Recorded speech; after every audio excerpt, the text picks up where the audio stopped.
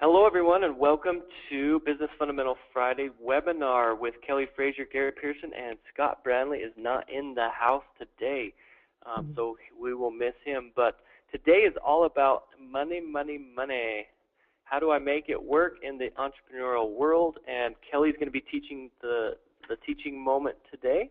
We want to welcome you guys all out to this Business Fundamental Fridays. We're so happy that you're here. And Kelly, I'm going to turn the time over to you.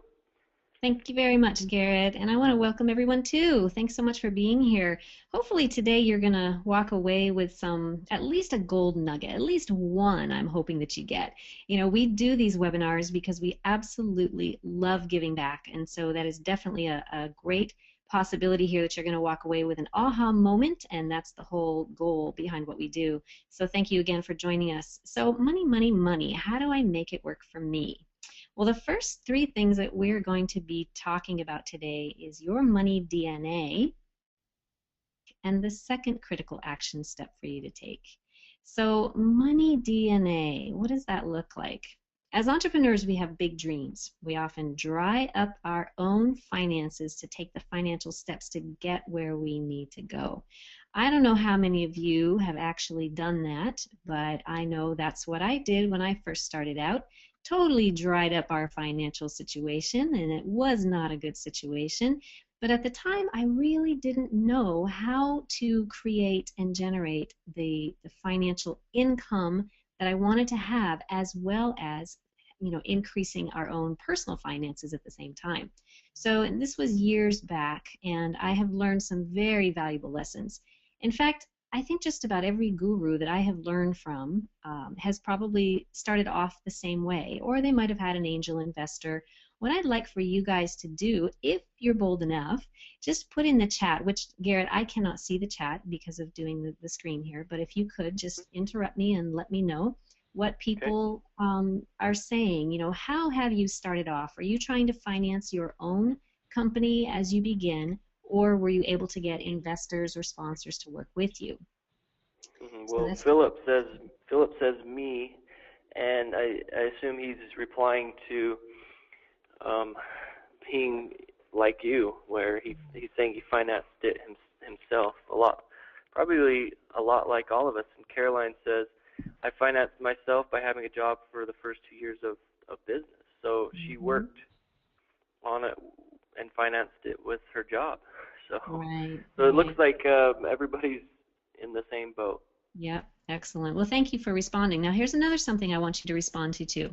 Our money DNA. Well, what does that mean?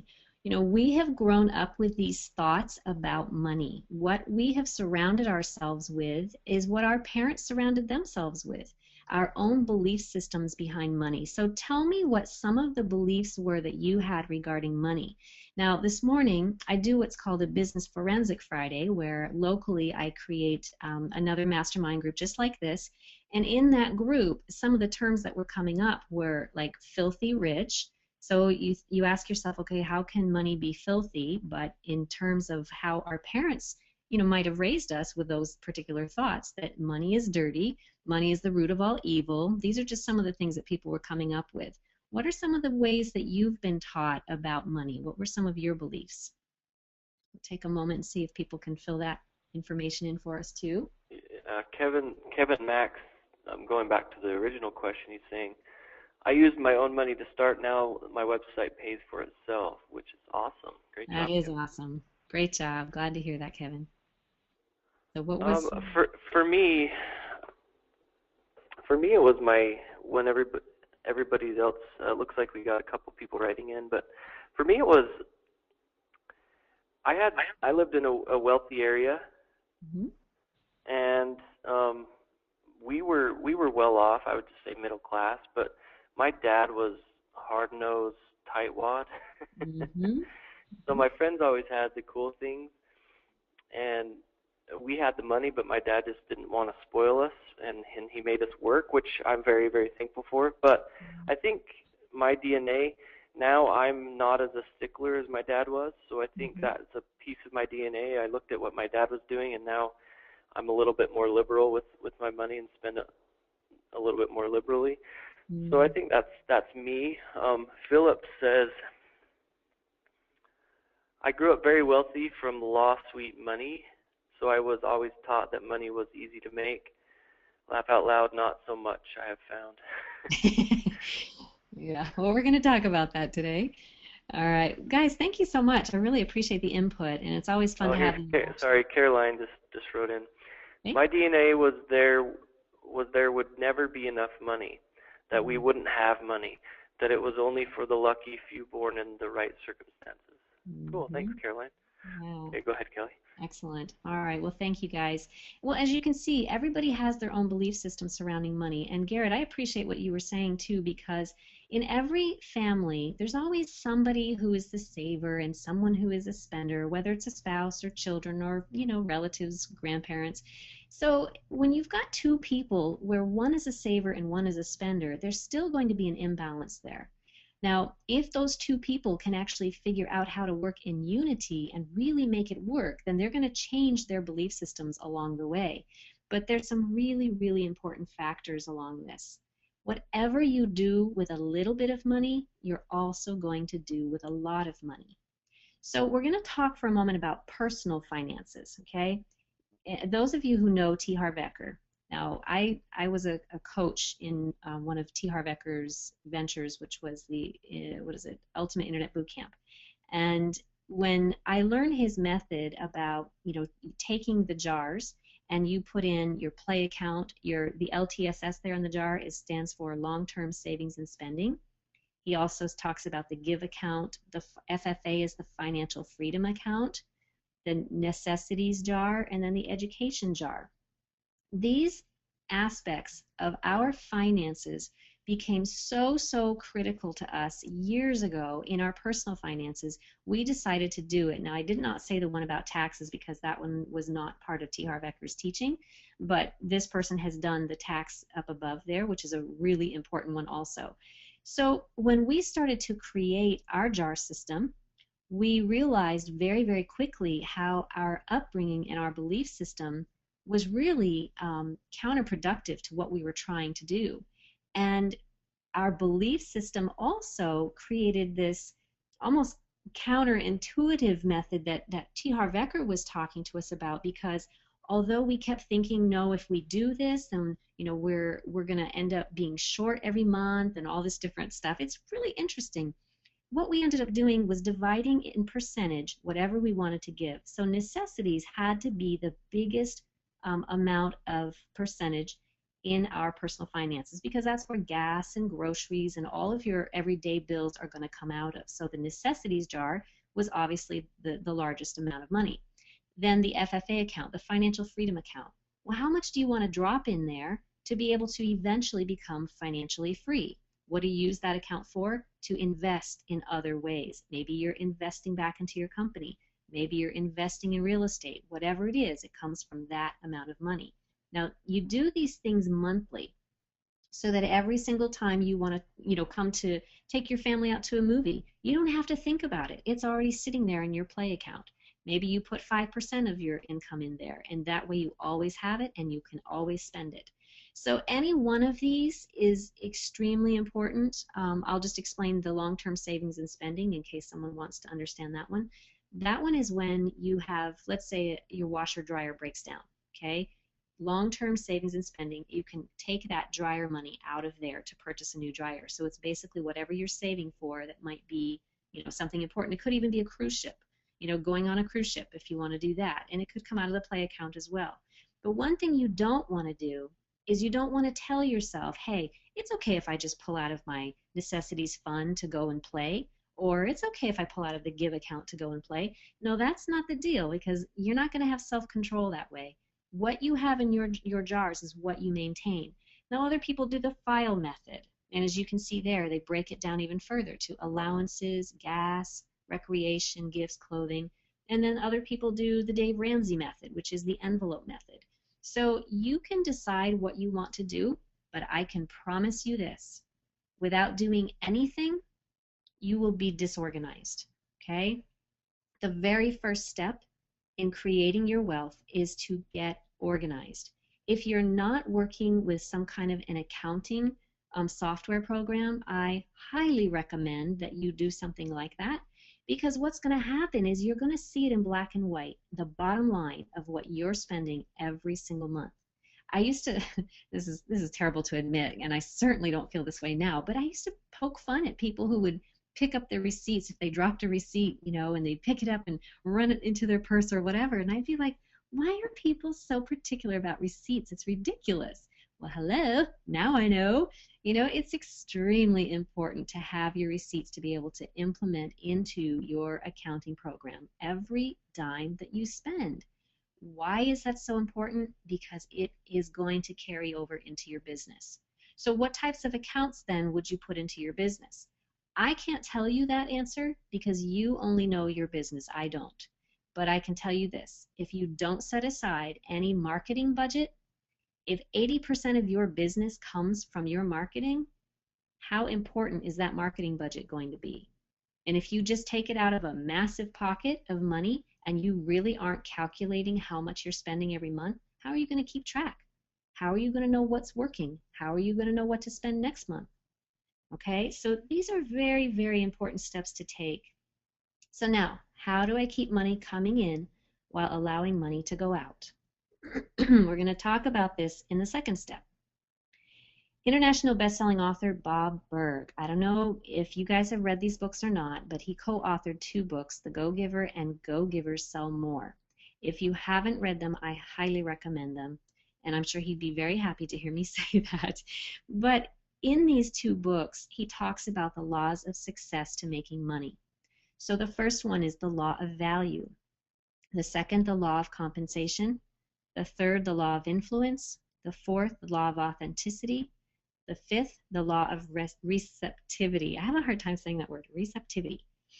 Okay, so we're going to talk about these. We're going to break down each one. So this is how you make money and put money back into your accounts. The law of value. Your financial worth is determined by how much you give in value rather than how much you take in payment. I'm going to talk about what Guy Kawasaki said in just a moment, but I want to speak to that for just a moment. I ended up creating a program where I invited other people into the program to have bonuses because I could not provide what they could. But I knew that my students would value what they would offer. One program that I did, Garrett was a part of that. He came in and he did a bonus gift for authors, anyone who wanted to be an author. These types of things are extremely valuable. Who can you invite into your business that can create something that perhaps you know that your tribe or your customers or clients really want, but you personally cannot deliver or provide it? What is that one thing? What is that maybe 10 different things? Maybe 10 different people can provide that value for you or for your customers and clients. Really take a moment to think about that and find out who it is that could provide it and go ask them. We've done a lot of webinars on just ask people because people will say yes, but you're not going to know that unless you do ask. So Guy Kawasaki said, do something dicey. I love this. When I first heard this, I thought, this is so good. So D for deep, I for intelligent, C for complete, E for empowering, and E for elegant. So if you're going to do something dicey, then you're going to want to do something that is different from everyday ordinary people, right? How do you stand out from the crowd? Make sure it's deep, intelligent, complete, empowering, and elegant, while providing great information, great insights, and great assistance, whether that's customer assistance or your personal assistance. Absolutely imperative that you provide great information, insights, and assistance. So number 2, the law of compensation. Your income is determined by how many people you serve and how well you serve them. And it truly doesn't matter their age. You might be a parenting expert, and maybe you're working with parents who have to deal with their toddlers going through the potty training or saying the terrible twos or saying the no's during terrible two times. So it's very, very important that you discover your tribe and knowing exactly how you can serve them and how you can serve them well. The law of influence. Your influence is determined by how abundantly you place other people's interests first. Now, I just posted this past week on my Facebook page this picture. The woman in green, her name is Gertrude. Gertrude is in Uganda. Now, about a year ago, Gertrude wanted to put on a seminar through another organization that was encouraging her to do this. That organization had a little bit of difficulty, and Gertrude turned to me and she said, I know that you know some about entrepreneurship. Could you please help me through this? I can't get anyone to connect with me. Now, I had been a part of that organization and stepped out of it for personal reasons, but I said, Gertrude, I can give you as much time as I possibly can, but please don't be offended if I don't get back to you right away. She said, no problem. So every day, she would just post one question every day, and I would respond to her and give her the answer the best way that I knew how. There were times where Gertrude just wanted someone there, just someone to support her, knowing that she can do what she's doing and do it to the best of her ability. So sometimes it was just praying with her, literally. So you never know how strong your influence is going to be, because here's what happened. She got up on stage, she had 250 people at her event, and she believed that that event would not have been put on had it not been for me being there for her. I wasn't doing any of the work. It took me 3 minutes a day to respond to her and to really share a little bit of insight that I had when she's in Uganda and I'm here in the US. I could only help her just by being there to support her. But 3 minutes out of my day influenced her in such a huge way that she came back and said, I want to build a school for needy girls and I want to name it the Kelly Fraser School. Now, that is a tremendous amount of influence, and surely it's a great honor for me. But honestly, you never know how you're serving other people and how strong of an influence you're going to be on someone, whether you're giving them 3 minutes today or 3 minutes tomorrow. But if you can give someone else your time, you're going to see it come back to you tenfold. The law of authenticity. Isn't she cute? Okay, guys, that's my granddaughter. I mean, I just couldn't help but put that there. So the law of authenticity, the single most valuable gift you can ever give to anyone is you. The reason I put her face there is because when I looked at that face, it reminded me of how every single one of us are born with this innate gift to sell, this innate gift to persuade people that we need milk or a diaper change or anything. We persuade them. But here's what I find. As we grow older, we're told to stop daydreaming. We're told you're not good enough, or your dreams don't measure up to my dreams, or etc., etc. So you learn to become invaluable in some ways. Our sense of self-worth gets lowered because of that. So it's extremely important to remember that the most valuable gift that you can ever give to anyone is you. The law of receptivity. The key to effective giving is to stay open to receiving. Now here's a question for you. How many times do you give something to someone with the expectation that you're going to receive something back? Okay? Another question is, how many times do you give something to someone and they want to give back to you, but you turn the other hand and say, no, no, no, no, that's okay. You don't have to do that. Okay?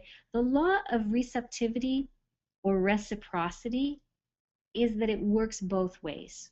Okay? It works both ways. But having an expectation can sometimes produce an outcome that you don't want.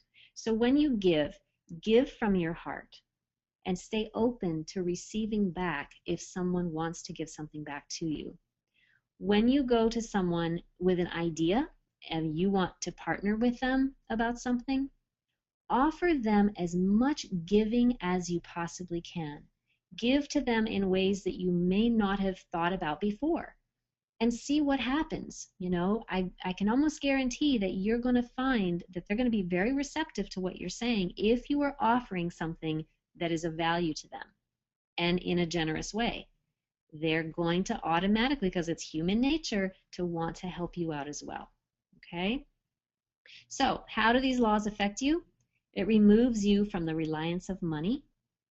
It invokes reciprocation in your life. It helps you to engage quickly with many and often, and you automatically inspire others. And how does money work for you when these laws are put into practice? Money flows. It's the truth. There's not ever an ounce of there's not enough. It comes when you put these laws into practice. So what do you do when you have little money? Is exactly what you're going to do when you have a lot. Remember the 5 laws of success to making money: the law of value, compensation, influence, authenticity, receptivity. Money can work for you when you become very clear that having it is not always about you. So here are 2 questions. What is your money DNA? That is a very important one to figure out for yourself, because without figuring that out, you may find block after block after block, and you're just not making the money that you need to make. So once you recall what some of these blocks might be, you have to then start seeking ways to work through them. And that's pretty much what I do with people. I work them through their blocks. So it's a very important thing, and that's why I'm saying, do some thinking and some real deep research in yourself to find out where your blocks might be. And then 2, what can you do to make the laws work for you? In what ways can you provide great value for people? Okay, so that's it. And our next webinar is November 8th at 1 p.m. Eastern. The topic is the long list disaster and how to get more done without being overwhelmed by Garrett. And of course, we always want you to join our Facebook group and to tell a friend. Now we're not done, so I don't want anyone to jump off, because now it is our Q&A time. So Garrett, do you want to take that? Yeah. So Kelly, you did an amazing job. I loved it. Why don't we open up the question and answers? Let's discuss this if you want. And again, we don't have to talk about the topic that the teaching moment, but it usually ends up that we do a little bit. So what are some of the ways you've overcome financial hurdles in your business? Do you have a tip that has helped you be more financially successful? What are some other ways that you've been able to motivate and drive yourself and others to success? What is an action item you've been inspired to